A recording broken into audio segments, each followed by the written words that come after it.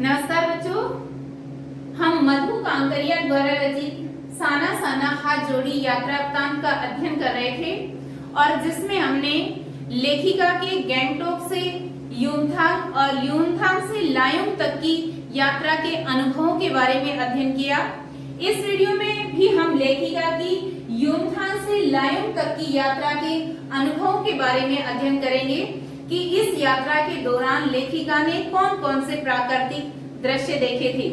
लायोंग जो जगह है यह समुद्र तल से 14,000 फीट की ऊंचाई पर स्थित है और लेखिका का पहाड़ों पर घूमने का प्रमुख उद्देश्य एक तो प्राकृतिक सुषमा का आनंद लेना और दूसरा लेखिका पहाड़ों पर गिरती हुई ताजा बर्फ को देखना चाहती थी, इसीलिए वह इतनी ऊंचाई पर गई थी। तो 14,000 फीट जो समुद्र तल से इस लायोंग की ऊंचाई थी, यहाँ पर अप्रैल माह में बर्फ देखने को नहीं मिल पाती थी क्योंकि प्रदूषण के कारण स्नोफॉल में कमी आई थी।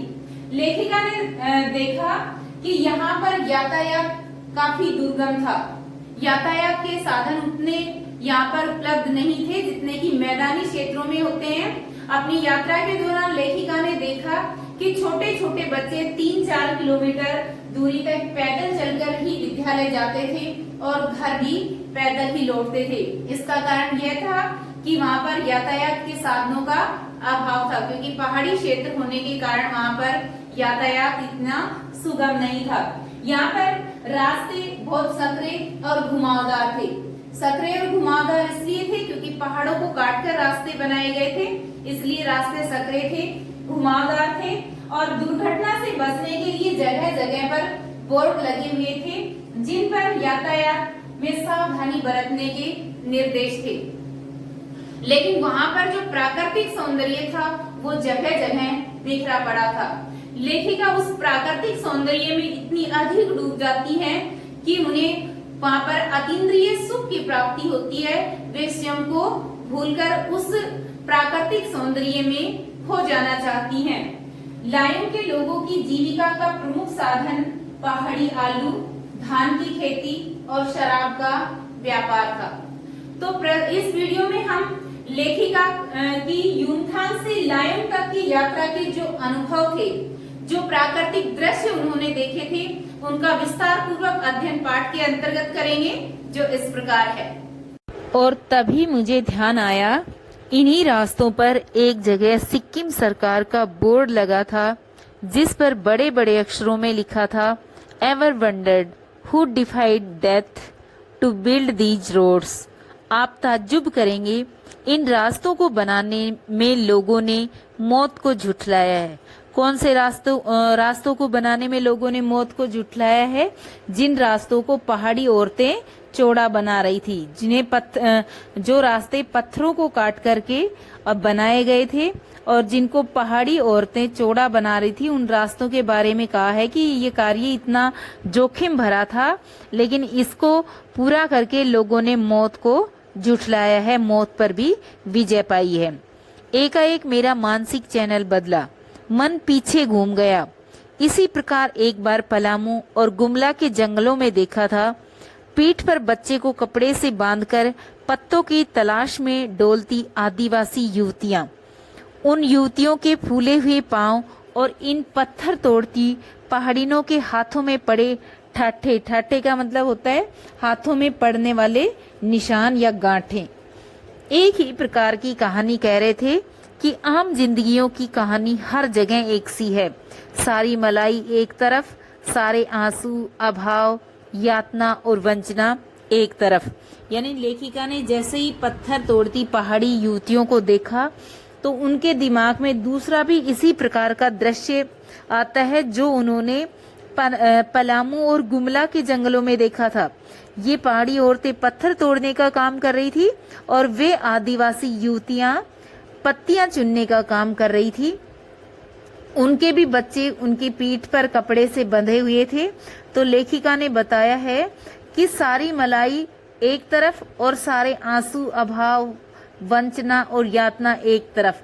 यानी आम आदमी का जो जीवन है उसकी कहानी हर जगह एक जैसी है, चाहे वह मैदानी क्षेत्र हो या पहाड़ी क्षेत्र हो। आम आदमी का जीवन जोखिम भरा और मेहनत से युक्त होता है। और तभी मेरी सहयात्री मणि और जितेन मुझे खोजते खोजते वहां तक आ गए थे। मुझे गमगीन देख जितेन कहने लगा, मैडम ये मेरे देश की आम जनता है, इन्हें तो आप कहीं भी देख लेंगी, आप इन्हें नहीं पहाड़ों की सुंदरता को देखिए जिसके लिए आप इतने पैसे खर्च करके आई हैं। जब लेखिका पत्थर तोड़ती युवतियों को देख करके गमगीन हो जाती है तो जितेन उन्हें कहता है कि ये तो मेरे देश की आम जनता है, ऐसा तो आप हर जगह कहीं भी देख सकती हैं, लेकिन यहाँ तो आप प्राकृतिक सौंदर्य पहाड़ों की सुंदरता देखने के लिए आई हैं, अतः आप उनको देखिए। ये देश की आम जनता ही नहीं, जीवन का प्रति संतुलन भी है। ये वेस्ट एट रिपेइंग है, कितना कम लेकर ये समाज को कितना अधिक वापस लौटा देती हैं। मन ही मन सोचा मैंने। हम वापस जीप की ओर मुड़ने लगे कि तभी मैंने देखा वे श्रम सुंदरियां किसी बात पर इस कदर खिलखिलाकर हंस पड़ी कि जीवन लहरा उठा और सारा खंडर ताजमहल बन गया। हम लगातार ऊंचाइयों पर चढ़ते जा रहे थे। जितेन बता रहा था कि अब हम हर मोड़ पर हेयर पिन बेंट लेंगे और तेजी से ऊंचाई पर चढ़ते जाएंगे। हेयर पिन बेंट के ठीक पहले एक पड़ाव पर देखा 7-8 वर्ष की उम्र के ढेर सारे पहाड़ी बच्चे स्कूल से लौट रहे थे और हमसे लिफ्ट मांग रहे थे। जितेन ने बताया हर दिन 3-3.5 किलोमीटर की पहाड़ी चढ़ाई चढ़कर ये बच्चे स्कूल जाते हैं। क्या स्कूली बस नहीं है? मणि के पूछने पर जितेन हंस पड़ा। यानी जैसे ही वे आगे बढ़ रहे थे तो उन्होंने देखा कि कुछ बच्चे स्कूल जा रहे हैं और वो पैदल ही स्कूल जा रहे हैं। उम्र भी बहुत अधिक नहीं थी, 7-8 साल के थे और उन्होंने इनसे लिफ्ट मांगी तो जितेन नार्गे ने उन्हें बताया कि ये बच्चे रोज 3-3.5 किलोमीटर की दूरी तय करके स्कूल जाते हैं और पैदल ही घर आते हैं। इस पर जो लेखिका की सहयात्री मणि थी वो पूछती है कि क्या स्कूल बस नहीं है? इस पर जितेन कहता है कि मैडम यह पहाड़ी नहीं, मैदानी नहीं, पहाड़ी इलाका है। मैदान की तरह यहाँ कोई भी आपको चिकना और वर्बीला नहीं मिलेगा। वर्बीला से आशय बढ़े हुए पेट वाला। यहाँ जीवन कठोर है। नीचे तराई में ले देकर एक ही स्कूल है। दूर दूर से बच्चे उसी स्कूल में जाते हैं और न सिर्फ पढ़ते हैं, इनमें से अधिकांश बच्चे शाम के समय अपनी माओं के साथ मवेशियों को चराते हैं, पानी भरते हैं, जंगल से लकड़ियों के भारी गट्ठर ढोते हैं। खुद मैंने भी ढोए थे। अब खतरा धीरे धीरे बढ़ने लगा था। रास्ते और भी संकरे होते जा रहे थे। कई बार ऐसा लगता था जैसे रास्तों को इंच टेप से नापकर एक जीप जितना ही चौड़ा बनाया गया है। तो जितेन नार्गे उन्हें बताता है कि इतना ही नहीं है, ये बच्चे इतनी दूर पैदल चलकर विद्यालय ही नहीं जाते, घर जाकर भी ये घर के काम में सहायता करते हैं, मवेशी चराते हैं और लकड़ियों के गट्ठर ढोते हैं। खुद मैंने भी ढोए हैं। आगे जैसे जैसे वे बढ़ने लगते हैं तो रास्ते यानी कि ऊंचाई पर उतने ही सकरे होते जाते हैं जैसे कि उनको जीप के जितना ही चौड़ा बनाया गया है। जरा भी संतुलन बिगड़े इंच भर भी जीप इधर उधर खिसके तो हम सीधे घाटियों में। इन रास्तों पर जगह जगह लिखी चेतावनियां भी हमें खतरों के प्रति सजग कर रही थी। सामने ही लिखा था, धीरे चलाएं, घर में बच्चे आपका इंतजार कर रहे हैं। थोड़ा और आगे बढ़े कि एक और चेतावनी, we care man eater around. पर हमें नरभक्षी जानवर नहीं, दूध देने वाले याक दिखे, काले काले ढेर सारे याक। पहाड़ों पर गिरती बर्फ से प्राकृतिक ढंग से रक्षा करने वाले घने घने बालों वाले याक। सूरज ढलने लगा था। हमने देखा कुछ पहाड़ी औरतें गायों को चराकर वापस लौट रही थी। कुछ के सिर पर लकड़ियों के भारी भरकम गट्ठर थे। ऊपर आसमान फिर धुंध और बादलों से घिरा हुआ था। उतरती संध्या में जीप अब चाय के बागानों से गुजर रही थी कि फिर एक दृश्य ने मुझे खींचा।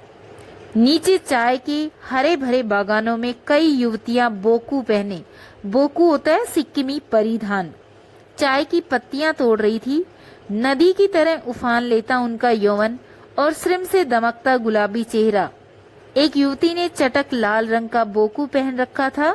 सघन हरियाली के बीच चटक लाल रंग डूबते सूरज की स्वर्णिम और सात्विक आभा में कुछ इस कदर इंद्रधनुषी छटा बिखेर रहा था कि मंत्र मुग्ध सी में चीख पड़ी।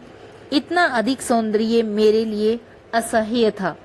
असह्य का मतलब होता है जिसको सहन नहीं किया जा सके।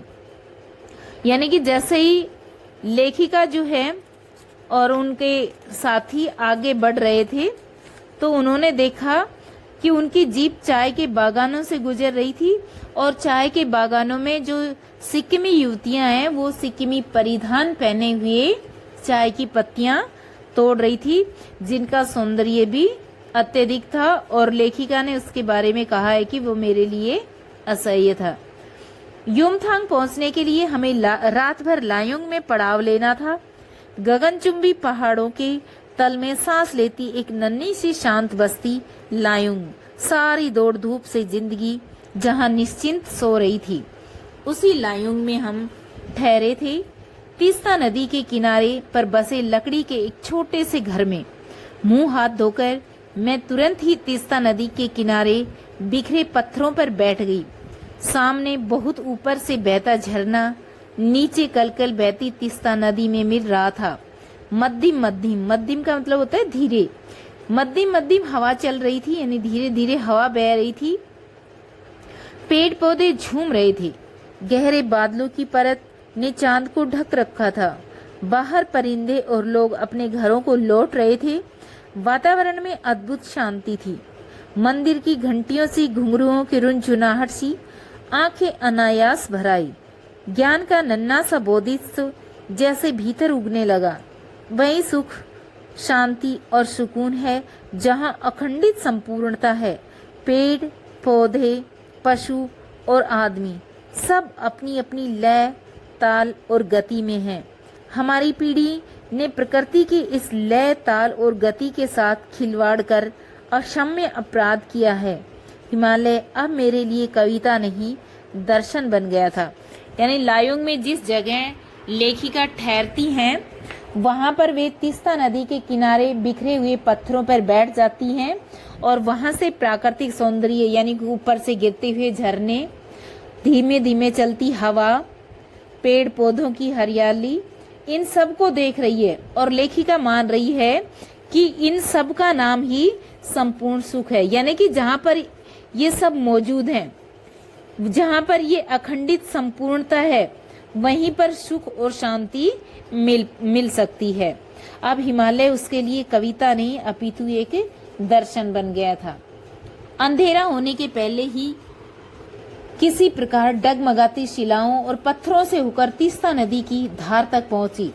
बहते पानी को अपनी अंजलि में भरा तो अतीत भीतर तक धड़कने लगा। स्मृति में कौंधा। हमारे यहाँ जल को हाथ में लेकर संकल्प किया जाता है। जल को हाथ में लेकर कुछ संकल्प किया जाता है, कुछ प्रण किया जाता है। क्या संकल्प करूं? पर मैं संकल्प की स्थिति में नहीं थी। भीतर थी एक प्रार्थना, एक कमजोर व्यक्ति की प्रार्थना। भीतर का सारा हलाहल, हलाहल का मतलब होता है विष, सारी तामसिकताएं बह जाएं इसी बहती धारा में। रात धीरे धीरे गहराने लगी। हिमालय ने काला कंबल ओढ़ लिया। जितेन लकड़ी के बने खिलौने से उस छोटे से गेस्ट हाउस में गाने की तेज धुन पर जब अपने संगी साथियों के साथ नाचना शुरू किया तो देखते ही देखते एक आदिम रात्रि की महक से परियों की कहानी सी मोहक वह रात महक उठी। मस्ती और मादकता का ऐसा संक्रमण, संक्रमण का मतलब होता है संयोग, हुआ कि एक एक कर हम सभी सैलानी गोल गोल घेरा बनाकर नाचने लगे। मेरी 50 वर्षीय सहेली मणि ने कुमारियों को भी मात करते हुए वो जानदार नृत्य प्रस्तुत किया कि हम सब अवाक रह गए। और कितना आनंद भरा था उसके भीतर, कहाँ से आता था इतना आनंद।